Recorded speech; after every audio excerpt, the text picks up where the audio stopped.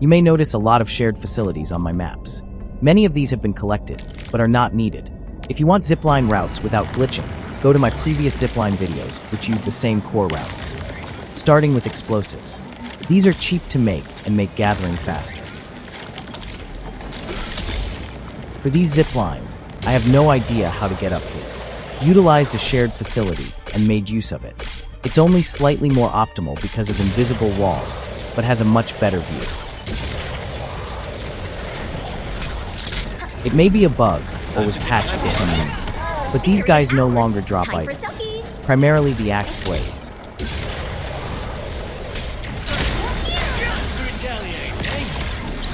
These crates are optional, but they respawn daily and contain various factory items. This is part of the reason for carrying explosives, although the explosion radius physics can be annoying.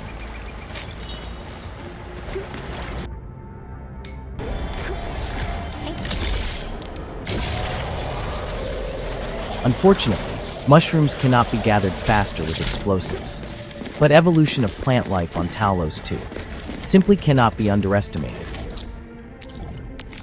Walking certainly is primitive in this day and age, but some things are unavoidable, or you could just not do it. That would make it avoidable, but we are not here for convenience. We are here to gather all the gatherables and hoard resources until we inevitably move on to something else, filled with the satisfaction of knowing we have the things, even though we will never use the things.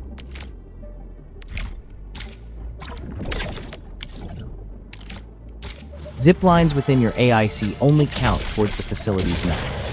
Ziplines within your base boundaries are generally limited to 5, which is separate from the map limit. Maps use a combination of maximum limits, which can conflict with each other, making it difficult or impossible to truly maximize everything. Map limits can be annoying, but it forces you to make choices about what your priorities are, and are generally generous within the scope of what is actually necessary versus what a player may simply want to do. As time goes on and older maps become obsolete, I hope that we are able to open up the sandbox possibilities.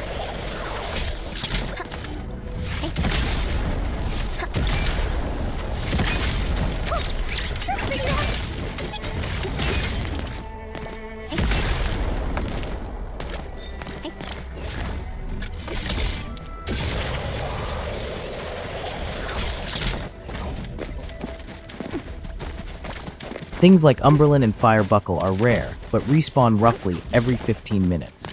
These wolves drop meat. Not sure if it is useful, but they are within sight, and we're here to harvest.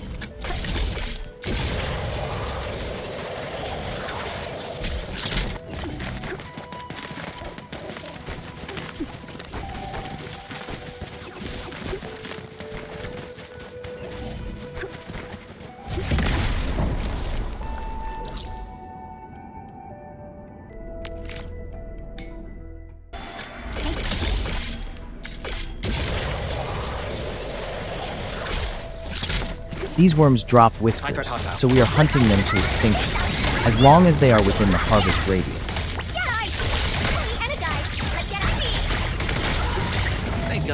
These guys drop cartilage bits, so I am hunting them because they are in my way. Also, we are here to harvest, and they are within the radius. I am glad that the squad is moderately useful. You have to hit the node at least once to signal the intent to harvest. After that, it's free labor. Some may wonder why we are heading up here, but by now you should know the drill. We are here to harvest, and this guy drops his horn, so we're taking it, by force if we have to, with no regard for the local ecosystem.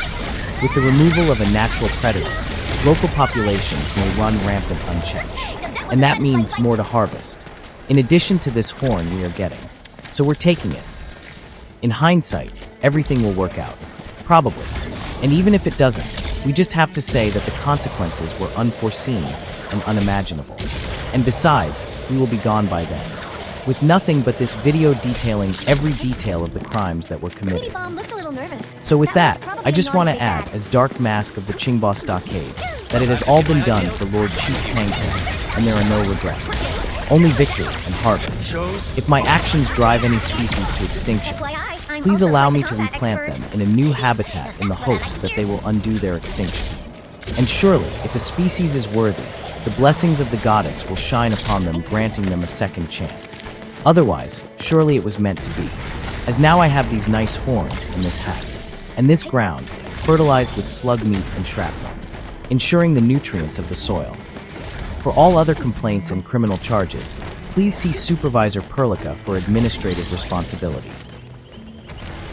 The rest of this zone is just rare nodes and one stray axe blade back, so feel free to skip ahead to the next zone if you want.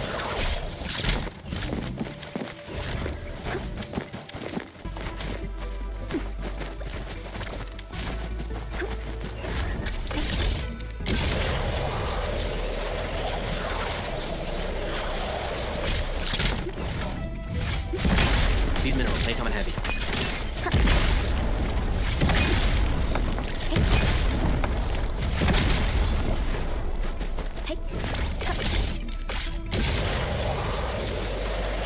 This guy here drops some axe blades.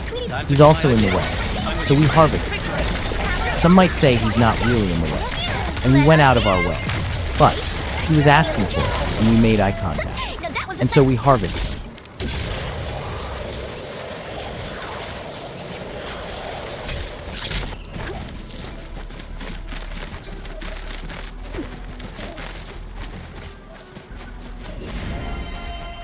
Here we put a zip line, as we never know when we may need to go see the boss. As for the power pylon, we put it on the computer. No questions asked, so we did it. And it works.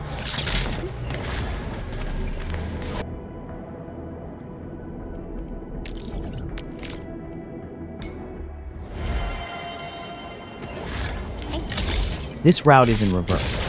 It only works out because of shared facilities that I found that transitions into the next map as well. Watch it. That one could rough you up real bad. I wasn't going to hunt this guy, but then I did. There isn't much aside from rare nodes here, so skip ahead to the next zone, the Originium Science Park, if you have the Quarry Ziplines set up already. FYI.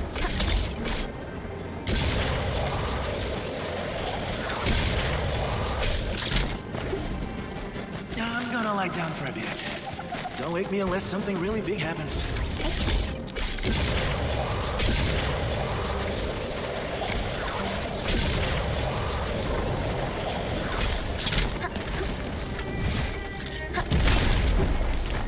These minerals may come in handy.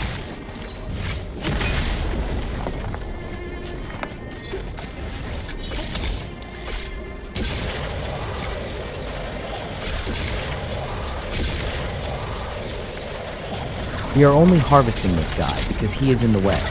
All these rock monsters can be farmed in the Origin Lodespring energy alluvium. There is also an item that only drops from an enemy at that energy alluvium.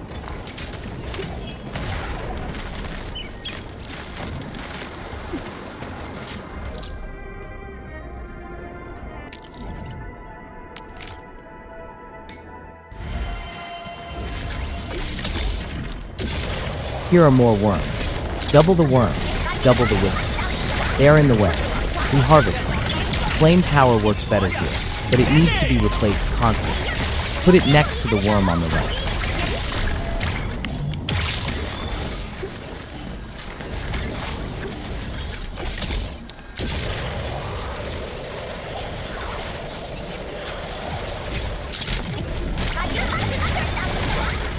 Show's over.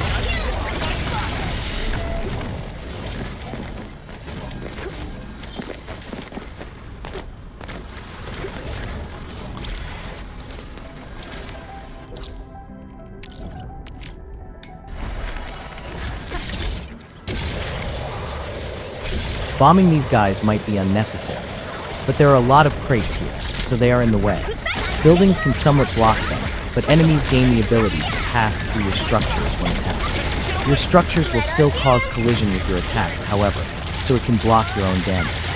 Using abilities that do continuous hits of damage can hit enemies inside of your structures.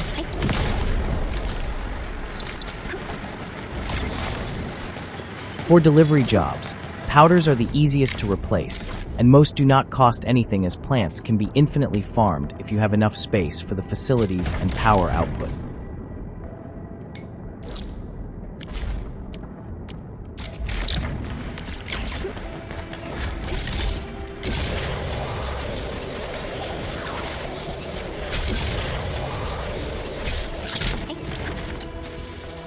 These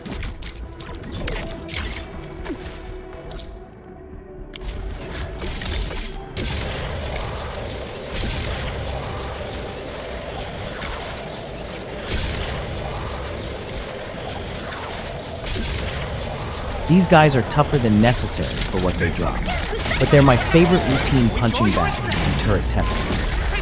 I may move my turrets from the energy alluvium to here, as I rarely do alluviums in the science part of the game.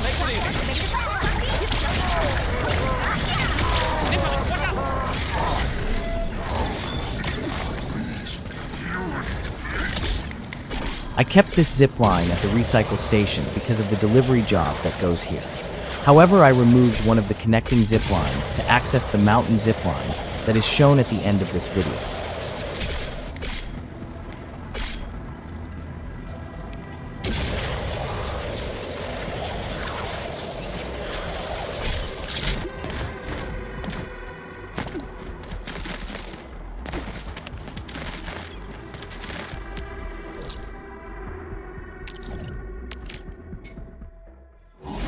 This zipline was moved further from the teleporter to connect to the mountain ziplines.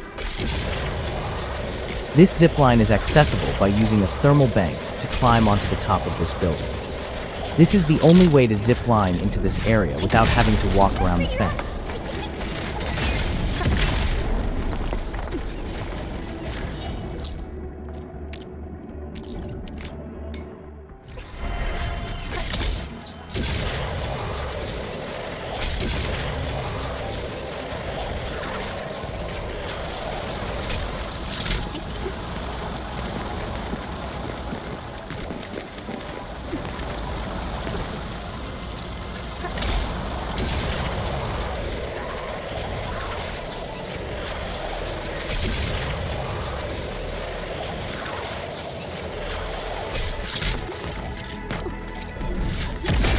These minerals may come in handy.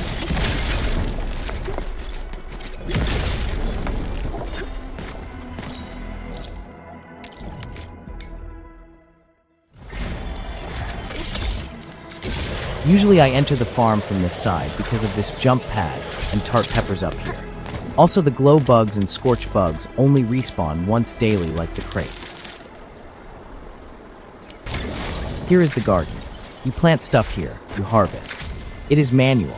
We have not automated the farmers yet.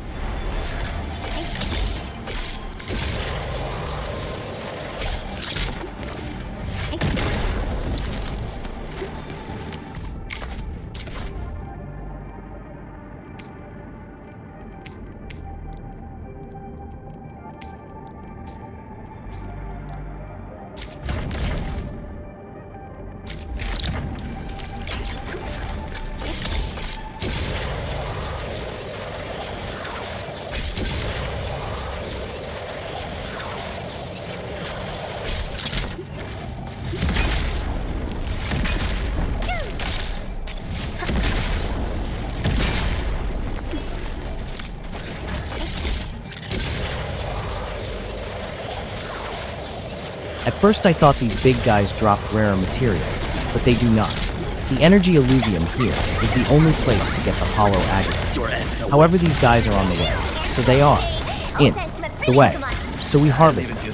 And as you can see, with enough firepower, the cargo is still safe. This mushroom is not reachable without jumping, which damages our cargo. So anyway,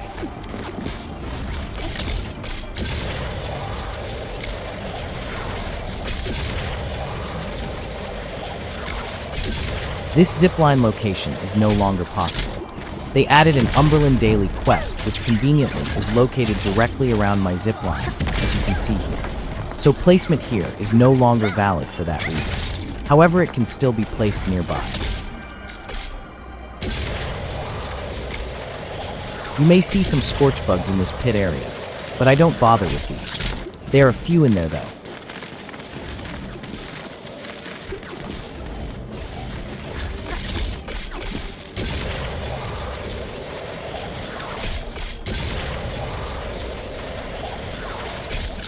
Here is the energy alluvium with enemies that drop hollow aggregate. It is also the best place for farming aggregate in general from rock monsters. Just do not claim rewards if you do not want to use sanity and are just farming monster materials for some reason, or if you simply enjoy turret warfare as much as I do. There are no war crimes if there are no survivors.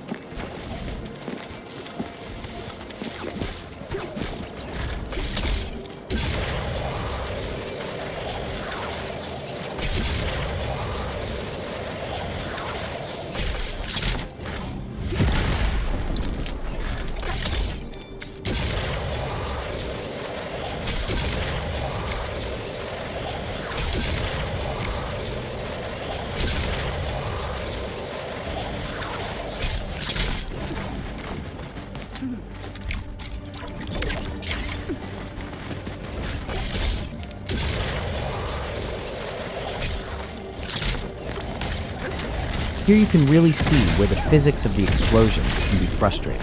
However, they are not unfair. It is strictly line of sight and the first collision in that direction. It would help to have a true radius instead, but that could cause one explosion to hit an object multiple times. But for map objects or harvestables, it would be appreciated.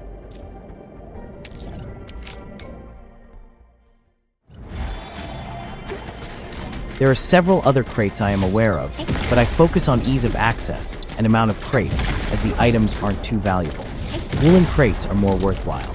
But if you have the time, or want to play item gacha because you ran out of pulls, this refreshes daily. However, as far as I am aware, there are no S-rank item drops. Yet.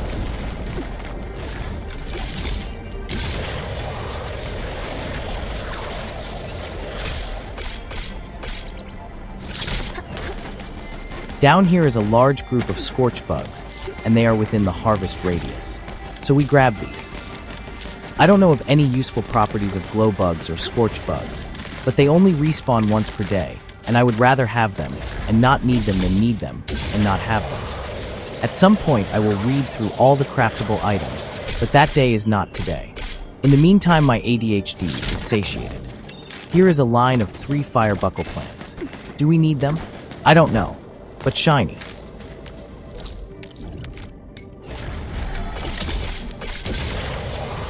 This is for accessing the mushrooms on the cliff. But this worm is also in the way. There are also tart pepper plants on the ledge, and so we harvest all of them. Enfield Industries does not hunt worms outside of the regulated hunting seasons, and have research showing that the likelihood of extinction is negligible per classified studies that will not be released to the public.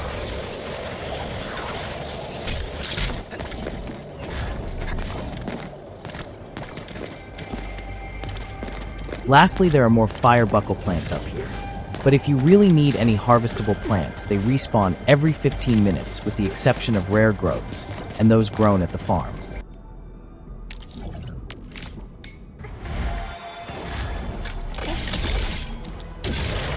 There really is no reason to have all these turrets here. I just didn't know where else to put them, and I enjoy being greeted by a volley of artillery.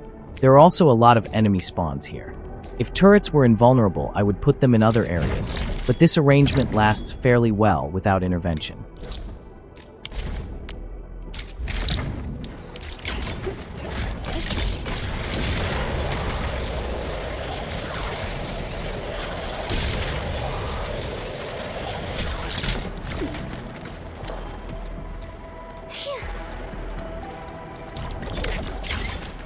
As you can see, I still have more than enough turrets in the event I want to do energy alluviums here, partially because I am maintaining the mortar cannons being shared. I hope that in the future there are map events that add more content to the sandbox aspect of building structures around the map. I have the towers, we have the resources. Bring the war, we are ready for them.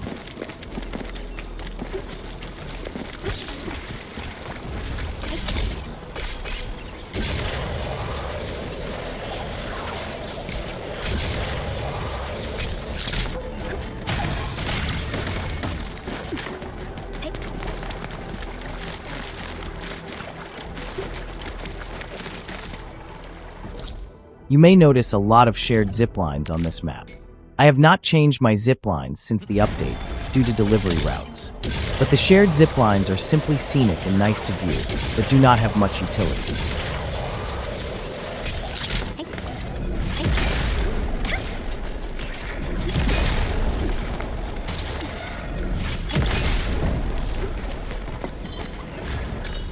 All of my zip lines on this map are accessible by thermal bank jumps, with the exception of the ones going up the tower on the hilltop.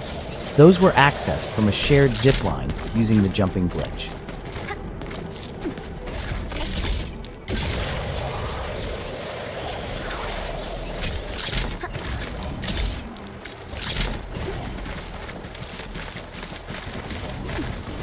I have now collected all the rare growths in Valley 4. The remainder of this video is just scenic zip lines, and I will make a separate video for Wuling since this is already over 20 minutes long, even though I sped it up 1.5 times. This part is just for exploration and scenic purposes. Feel free to stop the video now if you don't want to go on a zipline adventure through the sky. There are better pure zipline tour videos, such as the ones by Enfield Player, which are really good. Most importantly, I cannot even tell you how to put these zip lines up because I did not even try to access these areas. I spent some time doing some of these, but now I'm satisfied to just wait until it shows up on my map. At least until I get another urge to parkour around the map. But the exploration just isn't new anymore.